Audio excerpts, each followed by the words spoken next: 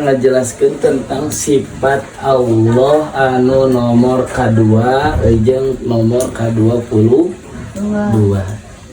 Ngali sok bari di salat sifat Allah segede kieu.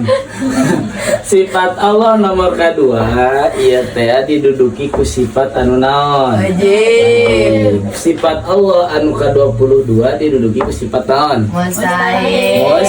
Mustahil. Tah, sifat wajib nomor 2 nyaeta sifat kidam. Sifat anu mustahil nomor 22 ti Allah sifat naon? Sifat tu. Iya dua anak kudu aya nu kudu aya nu kudu eueuh. Anu wajib mah kudu naon? Kudu aya. Anu eueuh mah anu mustahil mah wajib eueuh. Sabab teu kaharti ayeuna lamun anu wajib eueuh, anu mustahil aya. Teu kaharti.